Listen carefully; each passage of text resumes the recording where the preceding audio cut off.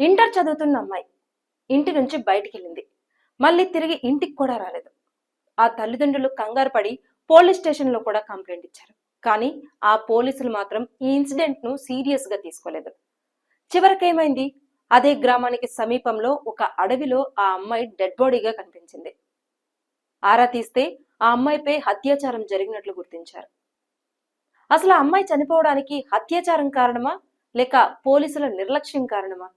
ఒకవేళ పోలీసులు ఈ ఇన్సిడెంట్ ను సీరియస్ గా తీసుకునుంటే కనీసం ఆ అమ్మాయి ప్రాణాలతో అయినా బతికుండేది కదా అని తల్లిదండ్రులు కన్నీరు మున్నీరవుతున్నారు. ఇప్పుడు ఇదే కేసులో నిందితుడికి పోక్సో కోర్టు 2 మరణ శిక్షలు కూడా విధించింది. ఇంతకీ ఈ ఇన్సిడెంట్ ఎక్కడ జరిగిందంటే తమిళనాడులోని తూత్తుకుడి జిల్లా విలాతికులం అనే ప్రాంతంలో జరిగింది. ఇంటర్ చదువుతున్న ఓ అమ్మాయి ఇంటి నుంచి మార్చి 10వ తేదీన సాయంత్రం బయటికెళ్ళింది. తిరిగి మళ్ళీ ఇంటికి కూడా రాలేదు. తల్లిదండ్రులు వెంటనే కంగారు పడి ఊరంతా వెతికారు. ఎక్కడ వెతికినా కూడా అమ్మాయి జాడ కనిపించలేదు. చివరికి పోలీస్ స్టేషన్ లో కంప్లైంట్ ఇచ్చారు. కానీ పోలీసులు మాత్రం ఈ విషయాన్ని పట్టించుకోలేదని ఆ తల్లిదండ్రులు ఆరోపిస్తున్నారు. తీరా చూస్తే ఆ మరుసటి రోజు ఉదయం ఆ గ్రామానికి సమీపంలోని ఒక అడవిలో విగత జీవిగా కనిపించింది. ఒంటి నిండా గాయాలతో చూడలేని పరిస్థితిలో ఉందని ఆ అమ్మాయి తల్లిదండ్రులు, బంధువులు ఆరోపిస్తున్నారు. కనీసం పోలీసులు పట్టించుకునుంటే కనీసం తన కూతురు ప్రాణాలతో బతికుండేది కదా అని ఆ తల్లిదండ్రులు బోరున విలపిస్తున్నారు.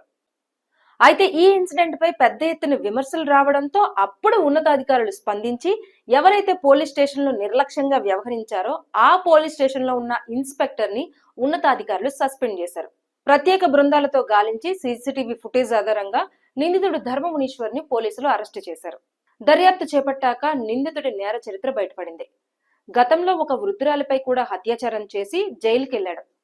అదే కేసులో బెయిల్పై బయటకొచ్చిన ఈ నిందితుడు మళ్లీ మరో అమ్మాయిపై అత్యాచారం చేసినట్లు గుర్తించారు. ఈ కేసు విచారించిన పోక్సో కోర్టు నిందితుడి క్రూరత్వాన్ని తీవ్రంగా ఖండించింది.